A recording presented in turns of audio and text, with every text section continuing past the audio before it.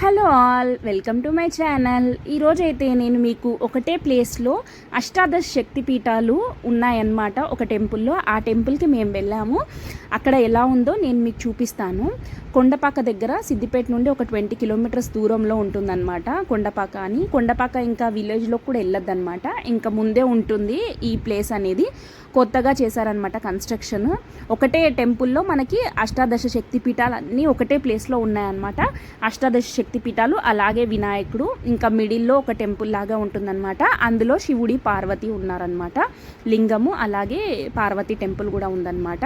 అసలు ఎంత ప్రశాంతంగా ఉందంటే టెంపుల్. మేము ఈవినింగ్ టైంలో వెళ్ళామన్నమాట. అసలు ఇక్కడ సన్సెట్ చాలా బాగుంటుంది అని అంటే వెళ్ళాము. సన్సెట్ టైంకి వెళ్ళామన్నమాట, కరెక్ట్ 5:30కి వెళ్ళాము. ఆ సన్సెట్ అనేది అవుతున్న టైంలో అసలు ఆ టెంపుల్లో వెళ్తే అసలు ఎంత ప్రశాంతంగా ఉందంటే చాలా ప్రశాంతంగా ఉందన్నమాట. అసలు సిద్దిపేట నుండి ఒక 20 కిలోమీటర్స్ అనమాట. 20 కిలోమీటర్స్ అంటే ఒక 20 మినిట్స్ పట్టింది మాకు టైం అనేది. అసలు చాలా అంటే చాలా ప్రశాంతంగా అనిపించింది. అసలు ఎవరు రష్ కూడా లేదనమాట.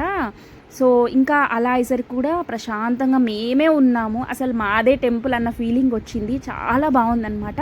అయితే వాళ్ళు అక్కడ మాకు తెలిసిన అంకుల్ ఉన్నారనమాట ఆ టెంపుల్లో. ఇంకా వాళ్ళు చెప్పారనమాట, ఫస్ట్ అయితే వినాయకుడి దగ్గరికి వెళ్ళి హారతి తీసుకున్న తర్వాత అష్టాదశ శక్తి పీఠాలు చూడాలి అన్నారు. సో అలా చెప్పిన తర్వాత ఇంకా మేము ఫస్ట్ వినాయకుడి దగ్గరికి వెళ్ళామన్నమాట. వెళ్ళి అక్కడ మేము అర్చన చేయించుకున్న తర్వాత మాకు ఇలా కార్డు ఇచ్చారనమాట.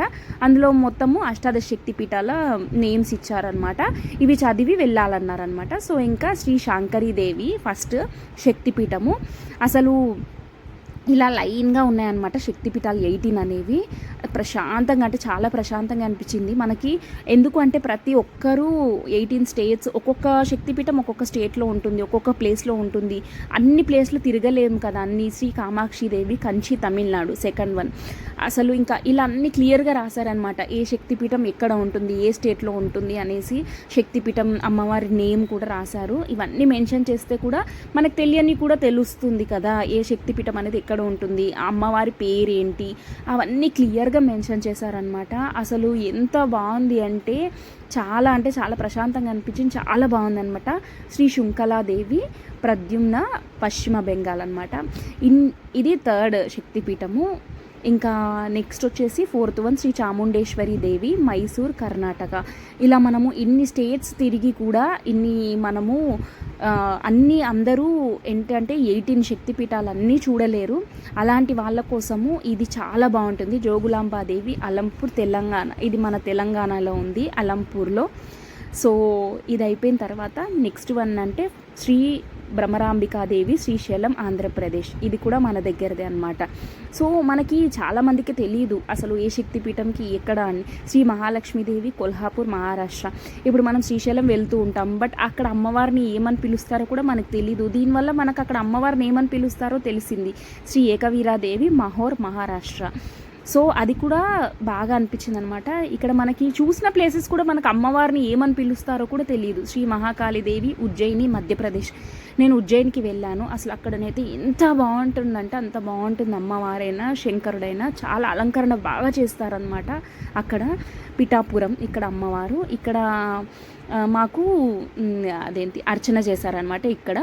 ఇంకా పంతులు ఏంటి అంటే మెయిన్గా వినాయకుని దగ్గర అండ్ అలాగే మెయిన్ మధ్యలో మిడిల్లో ఒక టెంపుల్ ఉందన్నమాట. అక్కడ లింగం ఉంటుంది, అలాగే పార్వతీదేవి ఉంటుందన్నమాట. అక్కడ కూడా మాకు హారతి ఇచ్చారు.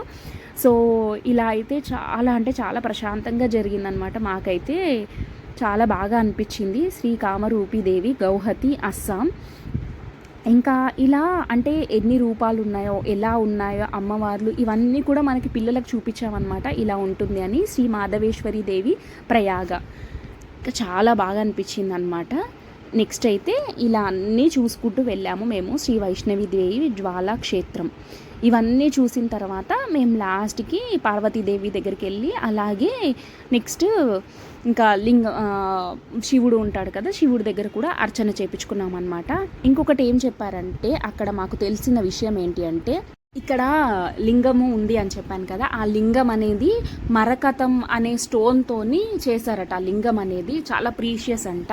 అది కూడా మాకు చూపించారనమాట. ఎలా అంటే మేము వెళ్ళే టైంకి మాకు సన్ రైజ్ అవుతుంది కదా, ఆ సన్ రైజ్ లైట్ అనేది, ఇంకా నెక్స్ట్ లైట్స్ అన్నీ వేశారనమాట. ఈవినింగ్ టైం కదా, ఆ లైట్స్లో ఆ మరకత అనే స్టోన్తోని వాళ్ళు చూపించారనమాట. ఇలా మరకతం అనే స్టోన్తోని ప్రిపేర్ చేశారు, లింగం అని చూపించారు.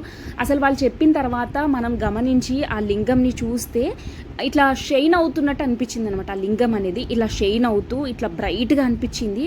అంటే వాళ్ళు చెప్పకముందు మేము చూసాం, కానీ వాళ్ళు చెప్పిన తర్వాత అబ్జర్వ్ చేస్తే ఆ స్టోన్ అనేది ఎంత ప్రీషియసో, ఎంత అంటే మనకి ఎంత బాగుంటుందో, ఎంత ఆకర్షణీయంగా ఉంటుందో అనేది అర్థమైందనమాట. చాలా బాగుంది. మరకతం అనే స్టోన్ అనేది చాలా ప్రీషియస్, అంటే ఆ స్టోన్తో చేశారు అంట లింగము.